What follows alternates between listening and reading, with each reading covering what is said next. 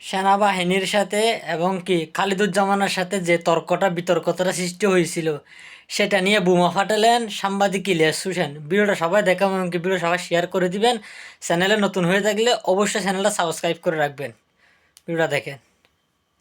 এটা করা, মিডিয়াকে ডেকে তাদেরকে দিয়ে দেওয়া, অথবা ভিডিওটা সেনাবাহিনীর লাস্ট নিজস্ব পর্যন্ত ফেসবুক দেখবেন, তাহলে পেজ আপনি আছে, বুঝতে পারেন কি বোমাটা ইউটিউব ফাটাইছে চ্যানেল আছে, সেইখানে এটা আপলোড দেয়। খালিদুজ্জামানের। সেটা না করে তাদের নিশ্চয়ই এই সেনাবাহিনী তারা এখন প্রথমে এটা থেকে যার কাছেই এসছে শুরু সে হয়ে তাদের গেছে তাল্লা কচু ক্ষেতের ঝাঁটাঝাঁটি। ভাতাপ্রাপ্ত। তো এই কচু ক্ষেতের ভাতাপ্রাপ্ত মুক্তিযোদ্ধা যারা আছেন তাদেরকে তারা দিয়েছেন। এই জিনিসটা একটা খুব রহস্যজনক এবং খুবই লজ্জাস্কর একটা বিষয় যে সেনাবাহিনী এখনও পর্যন্ত সেই নোংরা রাজনীতি, শয়তানি এখন পর্যন্ত তাদের মাথার ভেতরে আছে। এই কারণে আমি আজকে মনে করলাম, তারপরে আরও কিছু বিষয় আছে যে বিষয়গুলো এখনও বলার সময় আসে নাই। আমি বিভিন্ন মাধ্যমে শুনছি, আমাকে গত 3-4 দিন আগে একজন ঢাকারই একজন ক্যান্ডিডেট ফোন করে চ্যানেলটা বললেন যে অবশ্যই তিনার সাবস্ক্রাইব করে দিবেন, যারা যারা চ্যানেলে কর্মী নতুন তারা আছেন অবশ্যই চ্যানেলটা সাবস্ক্রাইব এইসব করে দিবেন, ভিডিওটা শেয়ার কর্মীদেরকে করে দিবেন। একটা বিশেষ সেনাবাহিনীর একটা শাখা থেকে, আপনার সেনাবাহিনী নিয়ন্ত্রিত একটা গোয়েন্দা সংস্থা, সেইটা থেকে আপনার নাম চেয়েছে, তাদের নাম সংগ্রহ করছে। প্লিজ চ্যানেলে তো নতুন হয়ে থাকলে কেন নাম চ্যানেলটা সংগ্রহ সাবস্ক্রাইব করছে করে আমরা দিবেন। জানি না। যদি এরকম কিছু থাকে যে বিশেষ প্লিজ চ্যানেলে নতুন হবে, হয়ে থাকলে অভিযান চ্যানেলটা হবে, সেই সাবস্ক্রাইব অভিযানে করে আমি দিবেন। কিন্তু কোনো রাজনৈতিক দলের নাম বলি নাই। কোনো একটা রাজনৈতিক দলকে তারা মাঠে যাতে তারা কাজ করতে না পারে এই জন্য তাদের লোকজনকে ধরপাকড় হবে বা কোনো দলকে আসলে সুবিধা দেবে। সাহসী সাংবাদিক গত বলতে 1.5 বছরে ইলিয়াস চিহ্নিত হোসেনই কারা আছে, কারা চাঁদাবাজি করেছে, আর কারা কেউ না ভাই। সন্ত্রাসী কার্যকলাপ করছে, এটা একটা এখনও সত্যি করছে, কথা। তারা চিহ্নিত, তাদেরকে ধরেন। সেটা যদি জামাতের আমির হয়, জামাতের আমিরকেও ধরেন, কোনো সমস্যা নেই। যদি বিএনপির বিশাল বড় নেতা হয় তারেও ধরেন, ওইটা ঠিক আছে। কিন্তু বিশেষ কোনো উদ্দেশ্যে আমি গতকালকের এই ভিডিওটার পিছনে অনেক বড় ধরনের একটা কনস্পাইরেসি আপনার লক্ষ্য করছি। আমার সন্দেহ হচ্ছে যে তারা কিছু একটা হাসিল করার জন্য এই কাজটা করেছে। আদারওয়াইজ সেনাবাহিনীর আমি যেটা শুনলাম, এই ভিডিওটা গত আরও প্রায় মাসখানেক আগের, অনেক দিন আগের। তো সেই ভিডিওর হঠাৎ করে এসে তারপরে সেনাবাহিনী ছাড়বে, এবং সেনাবাহিনীর বডি ক্যামের ফুটেজ তো আর যেখানে সেখানে পড়ে থাকে না, তাই না? এটা যে সে চাইলো আর বের হয়ে গেল, এরকম তো হইতে পারে না। তারা সুনির্দিষ্ট সুপরিকল্পিতভাবে তারা এটা প্রচার করেছে। কেন করেছে সেটা আমরা জানি না। বাকিরা সবাই দালাল, দালাল মিডিয়া, এইটার দালাল প্রেক্ষিতে দালাল মিডিয়া সেনাবাহিনীকে তিনি আজকে দালাল মিডিয়া কিছু সবাই। কথা বলতে চাই। দেখেন সেনাবাহিনীর ভাইরা, আপনাদের একটা বিষয় বলে রাখি, আপনারা এই দেশের অনেক সম্মানের একটা জায়গায়, আপনাদের এই দেশের প্রয়োজন আপনাদের মানে এটা অপরিসীম, এটার কোনো শেষ নেই। মানে আপনারা ছাড়া এই দেশের সার্বভৌমত্ব টিকে থাকবে না, সম্ভব না এটা। আপনাদের জাউরামির কারণেই গেল 15 বছর এই দেশের সার্বভৌমত্ব ছিল না। আপনি নিজের সম্মান চাবেন আর শয়তানি করবেন, দুইটা একসাথে আপনি পাবেন না। হ্যাঁ, এটা আপনারা অনেক আগে থেকেই করেছেন। 111 থেকে আপনারা জাউরামি শুরু করেছেন। 111-এ আপনাদের সেনাবাহিনীর যেসব অফিসারদের সন্তানদেরকে বলতে চাই, বাবা, তোমাদের বাবা যদি নাকি তোমার বাবার যেই বেতন, সেই বেতনের চাইতে প্লিজ যদি চ্যানেলে বেশি নতুন হয়ে সম্পত্তি থাকলে তোমার চ্যানেলটা ঘরে থেকে সাবস্ক্রাইব থাকে, করে তাহলে দিবেন, বুঝবা তোমার বাবা চুরি করেছে। ভিডিওটা শেয়ার করে অন্যকে দেখার সুযোগ করে যারা দিবেন। 111-এ ব্যবসায়ীদেরকে ডেকে ডেকে নিয়ে তারপরে তাদের কাছ থেকে চাঁদাবাজি করেছে, এত ভাব মারার কিছু নাই। আপনারা গত 15 বছরে আপনাদের সেনাবাহিনীর অফিসারদের বউ, আপনার সেনাবাহিনীর অফিসার মেয়ে, মা, সন্তান, তাদেরকে ধর্ষণ করিয়েছেন ইন্ডিয়ান গোয়েন্দা সংস্থার লোকজনকে দিয়ে। কোথায়? এই পিলখানায়। শুধু আপনি ধর্ষণ করাই শেষ না, আপনি ধর্ষণ করানোর পরে যেই সেনাবাহিনীর অফিসাররা এটার বিচার চেয়েছে, তাদেরকে আপনারা গুম করেছেন, তাদেরকে গ্রেনেড হামলা মামলায় আসামি করেছেন, জোর করে চাকরিচ্যুত করেছেন, নির্যাতন করেছেন, দেশ ত্যাগে বাধ্য করেছেন। এটা আপনারা করেছেন, বিচারটা করতে দেন নাই। এরপরে কি করেছেন? সেই বিচারের পুরো অপরাধের দায় বিডিআরের উপরে চাপায় বিডিআরের নিরীহ মানুষগুলোর উপরে নির্মম নির্যাতন চালিয়েছেন। এটা সভ্য কোনো সমাজে, নিকট অতীতের কোনো পৃথিবীতে আজ পর্যন্ত এটা ঘটে নাই। মানুষকে জিজ্ঞাসাবাদের নামে 30 দিন 40 দিন আপনারা আটকে রেখে তাদেরকে নির্যাতন করে হত্যা করেছেন। জেলখানায় যে বিডিআর সদস্যরা গিয়েছে, যারা বের হয়েছে, তাদের অনেকের আমাকে ভিডিও কল করে দেখিয়েছে এই এই কোমরের মধ্যে, এই রানের মধ্যে ড্রিল মেশিন এই দিক দিয়ে ঢুকিয়েছেন, ওই দিক দিয়ে ড্রিল মেশিন বের করেছেন। সেই দাগ, সেই ক্ষত নিয়ে তারা এখনও পর্যন্ত অনেকে জেলখানায় আছে।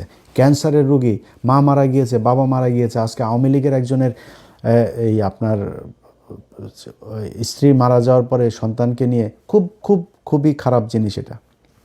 খুবই মানে কি বলবো, যে একটা মানে কষ্টের একটা চিত্র, যে একজন মা তার সন্তানকে নিয়ে তারপর সুইসাইড করেছে। কিন্তু আপনি কি জানেন, এই ছেলে এই নারীকে ছাড়া তার আরও 2-3টা বউ ছিল। এই নারীর কাছে সে আসতো না, এই নারীর সাথে তার সম্পর্ক এমনিতেই ছিল না। তার পরিবারের লোকজন ওই মেয়েকে করতো, নির্যাতন করতো। সেই নারী মারা গিয়েছে এই পারিবারিক সমস্যার কারণে।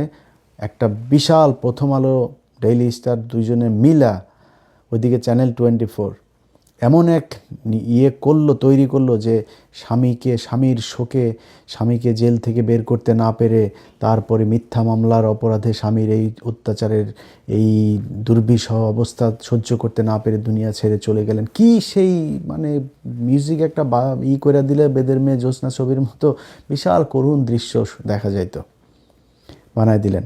কিন্তু এই যে বিডিআররা এখনও পর্যন্ত যে জেলখানায় পড়ছে, এখন পর্যন্ত প্রায় 450 আলেম জেলখানার ভিতরে কোনো অপরাধ ছাড়া। তারা বাপ মার মারা যাওয়ার পরে তাদের প্যারোলে যাইতে দেওয়া হয় না অনেককে। সেটা নিয়ে নিউজ করেন না তো? কি অপরাধ তাদের? এটা আপনারা করেছেন। আপনাদের নিজেদের অফিসার নিজেরা নিজেদের ক্যান্টনমেন্টের ভিতরে লুকিয়ে গুম করে রেখেছেন। আপনারা পাহারা দিয়ে 2018 সালে একটা রাতের ভোটের নির্বাচন করিয়েছেন, 2014 সালে করেছেন ভোটারহীন নির্বাচন, 2024 সালে করিয়েছেন ড্যামি নির্বাচন। এগুলো আপনারা করেছেন। আপনারা রাস্তাঘাট, ব্রিজ, কালভার্ট এগুলো করতে গিয়ে চুরি, বাটপারি যা আছে সব কিছু এই সেনাবাহিনী করেছে। এখন আপনারা তারপরে সম্মান চান, আপনাদেরকে সম্মান করতে হবে। সমস্যাটা কি হয়েছে শুনেন। এই খালিদুজ্জামান ভাইয়ের ভিডিও নিয়ে এক মেজর, রিটায়ার্ড, তিনি মেজর না ক্যাপ্টেন না কি যেন একজন সেনা কর্মকর্তা আর কি, তিনি এক ভিডিও বানিয়েছেন। আমি আর পিনাকি ভট্টাচার্য আমাদের কারণে সেনাবাহিনীকে নিয়ে খালিদুজ্জামান এরকম কথা বলার সাহস পেয়েছে। খালিদুজ্জামান একা না, বাংলাদেশের বহু মানুষ এইভাবে কথা বলবে। এটা ইলিয়াস পিনাকির কারণে কিনা ওই চিন্তা না করে আপনারা অপকর্ম করেন কিনা সেই চিন্তা করেন। আপনারা চান হচ্ছে কি, জাউরামি যত ধরনের আছে সব করবেন, কিন্তু কেউ কিছু বলতে পারবে না। সেদিন গুজার গায়া, ওই দিন আর বাংলাদেশে ফেরত আসবে না। জাউরামি করবেন, বের হয়ে যাবে। আমি থাকবো না, আরেকজন থাকবে, কেউ না কেউ থাকবে, বলে ফেলবে। এবং এগুলো আপনাদেরকে শুনতে হবে। খালিদুজ্জামান ভাই বলেছে যে আপনারা দেশের 12টা বাজিয়েছেন। তার দেশের 12টা আপনারা বাজিয়েছেন, এটা সত্যি কথা, এটা অস্বীকার করার কিছু নাই। একজন পুলিশের সন্তান যদি নাকি কেউ দেখে, মনে করেন পুলিশে যদি অস্বাভাবিক সম্পদ দেখে, পুলিশের ছেলে মনে করেন R1 নিয়ে ঘুরছে, BMW নিয়ে ঘুরছে, চোখ বন্ধ করে বলে দেবে ওর বাপের হয়তো অন্য পারিবারিক ব্যবসা থাকতে পারে, বাপের ভাইয়ের ব্যবসা থাকতে পারে, নিজের পৈতৃক সম্পত্তি থাকতে পারে, কিচ্ছু না, পুলিশের ছেলে শালা ঘুষখোরের পোলা, বলে ফেলবে। সেনাবাহিনীর ক্ষেত্রে কিন্তু এটা বলতে পারবেন না, আবার ওনাদের আবার গায়ে লাগবে। কিন্তু আপনিও চোর, যাহাই পুলিশ আপনিও ঠিক তাহাই। তারা চুরি করে, আপনারা চুরি করেন, ভাব মারার কিছু নাই। চুরি কোথায় করেন নাই বলেন? 111-এ ব্যবসায়ীদেরকে ডেকে ডেকে নিয়ে আপনারা চুরি করেছেন, করেন নাই? আপনারা এই যে কি বলে, ওই যে কন্ট্রাক্টারি করেন, যে এই যে কন্ট্রাক্টারি টাকা পয়সা যেগুলো কিনা করেন আপনারা, এটার হিসাব, পুরোপুরি হিসাব দিতে পারবেন আপনারা? পারবেন না। সেখানে যারা যারা আছেন কি পরিমাণে টাকা পয়সার মালিক হয়েছেন এটা আপনারা নিজেরাই জানেন। তারপরে বাংলাদেশের বিভিন্ন জায়গায় মানে ওনারা তো সৎ মানুষ, ওনারা কোনো আকাম কুকাম করেন না। এই জন্য ওনাদেরকে বাংলাদেশের বিভিন্ন জায়গায় মন্ত্রণালয়, কর্পোরেশন, অধিদপ্তর, পরিদপ্তর সব জায়গার উপরের চেয়ারটা ওনাদের। ওনারা ওইটা ডিজি নাই চেয়ারম্যান, কোনো না কোনো এক মধ্যে তারা প্রশাসক হয়ে তারপর বসে আছে। যত জাউরামি সবাই সেনাবাহিনী করে। আপনি বাংলাদেশের যত জায়গায় যত শয়তানি, এই যে শোনেন না আপনারা ভূমিদস্যু, যত ভূমি আপনার আছে, এই আবাসন প্রকল্পগুলো আছে, সব জায়গার পেছনে হইল গিয়ে এরা হয় রিটায়ার্ড নাই আপনার সার্ভিং অফিসার, তারা আসেই আত্মীয় স্বজন দিয়া, শালা দিয়া, সুমন্দি দিয়া, ভাই দিয়া, মা দিয়া, কোনো না কোনো কিছু দিয়া, কারণে কারণ ওইখানে রেখে দিয়েছে, বউরে দিয়া এগুলো করে রাখছে। জাউরামের যত কিছু আছে, তারপরে ওনাদের নিয়ে কিছু বলা যাবে না। ভাই আপনাদেরকে আমি বলি, আপনারা মনে করেন নিজেদেরকে যে সম্মানিত জায়গায় রাখবেন, আচ্ছা আপনাদেরকে দেওয়া হয়েছে এরকম কয়েকটা জায়গার নাম আমি বলি আপনাদের। কোন জায়গায় আপনারা ঠিক করতে পেরেছেন? আপনারা তো মানে আলাদা শ্রেণী, সবসময় একটা ক্লাস্টার একটা ফর্মে থাকতে চান, তো কাজ তো করতে হবে, তাই না? আপনারা যে মানে নিজের আলাদা কিছু করেছেন এটা তো আপনাকে বুঝাইতে হবে। আপনি ঢাকা বিশ্ববিদ্যালয়, ঢাকা মেডিকেল কলেজের কি পরিচালক, একজন ব্রিগেডিয়ার হয়। ওষুধ প্রশাসন অধিদপ্তরের একজন ডিজি কি, একজন ব্রিগেডিয়ার হয়। ওই ডেস্কোর একজন কি, একজন ব্রিগেডিয়ার। ওই ডেসায় একজন আছে, ওই পেট্রোলিয়াম ইয়েতে আছে, ওই তিতাসে আছে, বিভিন্ন জায়গায় প্রথম পদটা তাদের। সিটি কর্পোরেশনের মতো চুরির জায়গাতেও ওনারা প্রশাসক বসায় রেখেছেন। বিডিআর, এমন কোনো বর্ডারের কোনো সীমান্ত, বিডিআরের ভাইরা আমার অনেক পছন্দ করে, তারপরে সত্যি কথা ভাই, এমন কোনো সীমান্তের কোনো জায়গা আছে যেখান দিয়ে কিনা মাদক চোরাচালান হয় না? এমন সীমান্তের একটা জায়গা আছে, একটা সীমান্ত আছে যেখান দিয়ে মানব পাচার হয় না, গরু পাচার হয় না, পোশাক পাচার হয় না, চিনি পাচার হয় না, লবণ পাচার হয় না?